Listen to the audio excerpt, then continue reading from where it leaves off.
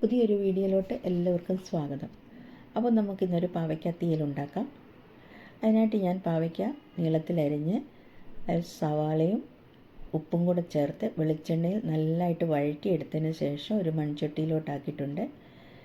അതിനുശേഷം ഇതിലേക്ക് നല്ലതായിട്ട് മൂപ്പിച്ച തേങ്ങായും അതിൽ ചുവന്ന മുളക് പൊടിയും മഞ്ഞൾപ്പൊടിയും കൂടെ ചേർത്ത് മൂപ്പിച്ച് കുറച്ച് ചുവന്നുള്ളിയും കറിവേപ്പിലയും കൂടെ ചേർത്താണ് ഞാൻ ആദ്യം തേങ്ങ മൂപ്പിച്ചത്.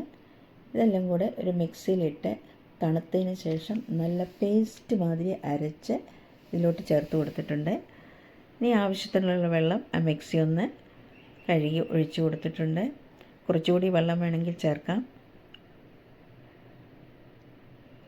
നിങ്ങൾക്ക് ആവശ്യത്തിനുള്ള വെള്ളം ചേർക്കുക, എന്നാൽ കൂടിപ്പോകരുത്, വെള്ളം നീണ്ടു പോകാൻ പാടില്ല. ഇനി ഇതിലേക്ക് കുറച്ച് പുളിവെള്ളം കൂടി ചേർത്ത് കൊടുക്കുന്നുണ്ട്. പുളിവെള്ളം കൂടി ചേർത്തതിന് ശേഷം ഇത് നല്ലതായിട്ട് തിളപ്പിച്ചെടുക്കാം. നമുക്ക് ആവശ്യത്തിനുള്ള ഉപ്പിട്ട് കൊടുത്തിട്ടുണ്ട്. ആദ്യം ഞാൻ പാവയ്ക്കായിൽ ഉപ്പിട്ടാണ് വഴറ്റിയത്. അപ്പോൾ ആവശ്യത്തിനുള്ള ഉപ്പ് മാത്രം ഇട്ട് കൊടുക്കുക. പിന്നെ നോക്കിയതിന് ശേഷം പിന്നെ ഇട്ട് കൊടുക്കാവുന്നതാണ്.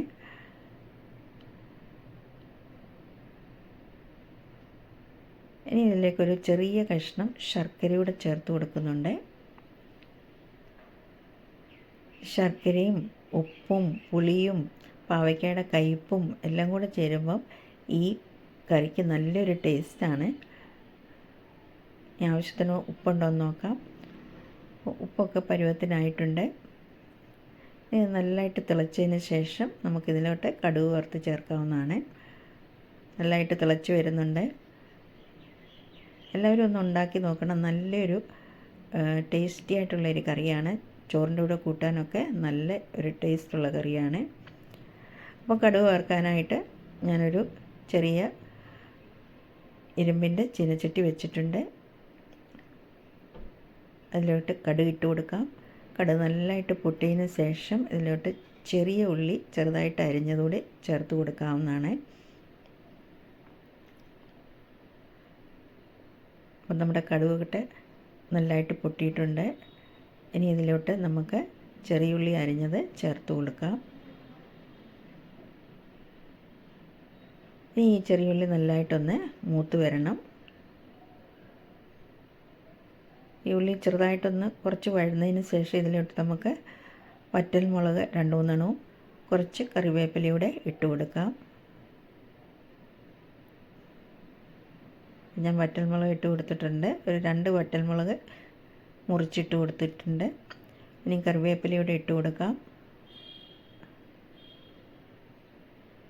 ഇതെല്ലാം നല്ലതായിട്ടൊന്ന് മൂത്തതിന് ശേഷം നമുക്കിത് കറിയിലോട്ട് ഒഴിച്ചു കൊടുക്കാവുന്നതാണ്. അത് നല്ലതായിട്ട് മൂക്കണം.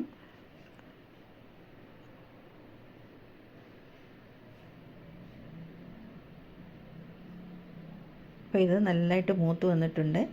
ഇനി ഇതിലേക്ക് നമുക്ക് കുറച്ച് കാശ്മീരി ചില്ലി പൗഡർ കൂടെ ചേർത്ത് കൊടുക്കുകയാണ് ഞാൻ. ഇത് ചേർത്ത് കൊടുക്കണമെന്ന് നിർബന്ധമൊന്നുമില്ല. ഒരു ചെറിയ കളറ് കിട്ടാൻ വേണ്ടി മാത്രമാണ് ഇത് ചേർക്കുന്നത്. ഇത് നിങ്ങൾക്ക് സ്കിപ്പ് ചെയ്യാവുന്നതാണ്. മുളക് പൊടി ചേർത്തതിന് ശേഷം പെട്ടെന്ന് ഗ്യാസ് ഓഫ് ചെയ്യാവുന്നതാണ്, അല്ലെങ്കിൽ ഇത് കരിഞ്ഞു പോവും. ഇനി നല്ലതായിട്ട് തിളച്ച് വെച്ചിരിക്കുന്ന ഇതിൽ കറിയിലോട്ട് നമുക്ക് ഇത് ഒഴിച്ചു കൊടുക്കാം. നല്ല ടേസ്റ്റി ആയിട്ടുള്ള ഒരു കറിയാണ്. എല്ലാവരും ഉണ്ടാക്കി നോക്കണം. അപ്പം നമ്മളുടെ അടിപൊളി പാവയ്ക്ക തീയൽ ഇവിടെ റെഡിയാണ്. അപ്പോൾ എല്ലാവർക്കും ഈ വീഡിയോ ഇഷ്ടപ്പെട്ടു എന്ന് കരുതുന്നു. എല്ലാം നല്ല പരുവത്തിനായിട്ടുണ്ട്. നമുക്ക് ഇത് കുറച്ച് നേരം അടച്ചു വെച്ചതിന് ശേഷം ചോറിൻ്റെ കൂടെയൊക്കെ കഴിക്കാവുന്നതാണ്. അപ്പോൾ വീഡിയോ ഇഷ്ടപ്പെട്ടാൽ ലൈക്ക് ചെയ്യുക, ഷെയർ ചെയ്യുക, കമൻറ്റ് ചെയ്യുക. നമുക്ക് അടുത്തൊരു വീഡിയോയിലോട്ട് കാണുന്നവരെ നന്ദി, നമസ്കാരം.